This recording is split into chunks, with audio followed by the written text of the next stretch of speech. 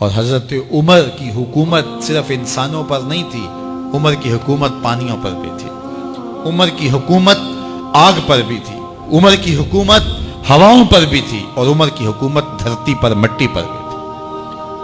آپ جانتے ہیں کہ مصر کے گورنر نے لکھا کہ یہاں تو عجیب کہانیاں ہیں۔ کیا ہوا؟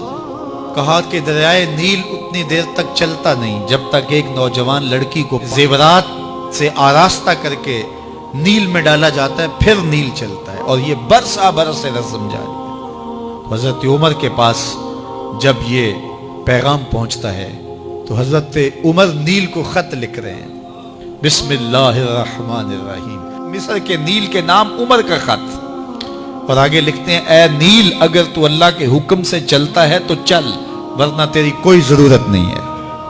اور رکا لکھ کر قاصد کو دیا، جا کے یہ دریائے نیل میں ڈال دو۔ اللہ اکبر، جن کے رکے دریا بھی مانتے ہیں، پانیوں پر بھی حکومت ہے۔ اور نیل میں جب وہ رکا ڈالا گیا، نیل ایسا چلا آج تک کبھی رکا ہی نہیں ہے۔ پانیوں پر حکومت، ہواؤں پہ حکومت۔ مسجد نبوی کا ممبر ہے، عمر خطبہ دے رہے ہیں، عراق کے علاقہ نہاون میں جنگ ہو رہی ہے، مدینے سے 1 مہینے کی مسافت ہے، 1 مہینہ مسلسل چلیں تو نہاون آتا ہے۔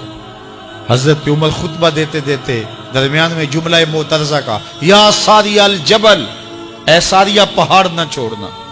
لوگ حیران ہیں، کیا ماجرا ہوا کہ ہم سے مخاطبہ ہے، ساریہ نہاون میں ہے، اور کہا ساریہ پہاڑ نہ چھوڑنا۔ 1 مہینے کے بعد جب وہاں سے قاصد آیا، اس نے کہا اللہ نے فتح دے دی۔ کہا کیسے؟ کہا پہاڑ کو چھوڑ کر دشمن پر ٹوٹنے لگے تھے، آگے بڑھنے لگے تھے، ان پر حملہ آور ہونے لگے تھے۔ اچانک عمر کی آواز آتی، پہاڑ کو نہیں چھوڑنا، کیونکہ اگر ہم پہاڑ کو چھوڑ دیتے دشمن پیچھے سے حملہ آور ہونے کے لیے تیار کھڑا تھا۔ تو کہا بس ہم پہاڑ کو اپنی پشت پہ پھیر رکھا، اور اللہ نے اسی دن ہمیں فتح عطا کر دی۔ ہوائیں بھی ان کا پیغام پہنچاتی ہیں، پانی بھی ان کا حکم مانتے ہیں۔ اس زمانے میں فائر بریگیڈ سسٹم نہیں تھا، لیکن ایک آگ بڑھتی آ رہی ہے شہر کی طرف۔ لوگوں نے حضرت عمر کو بتایا، امیر المومنین، آگ پھیلتی آگے بڑھتی چلی آ رہی ہے اور شہر کو اپنے قابو میں لینے والی ہے۔ عمر اپنی چادر اتارتے ہیں اور حضرت تمیم داری کو دیتے ہیں، کہا یہ چادر لے جاؤ اور ایسے ایسے کرو، آگ پیچھے بھاگتی چلی جائے۔ تو چادر ہلاتے جاتے ہیں حضرت تمیم داری، اور آگ پیچھے بھاگتی چلی جاتی۔ مٹی بھی حکم مانتی ہے۔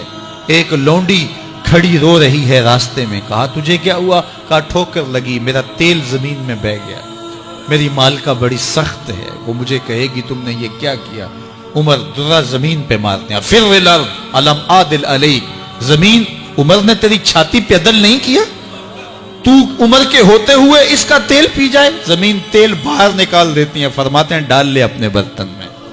تو یہ عمر کے ان کا حکم مٹی بھی مانتی ہے، ان کا حکم ہوائیں بھی مانتی ہیں، دریا بھی مانتے ہیں، ان کا حکم پانی اور آگ بھی مانتی ہے۔ وہ عمر، میرے حضور فرماتے ہیں ان الشیطان یفر من ذل عمر، میرا عمر وہ ہے جس کے سائے کو دیکھ کے شیطان بھی بھاگ جاتا ہے۔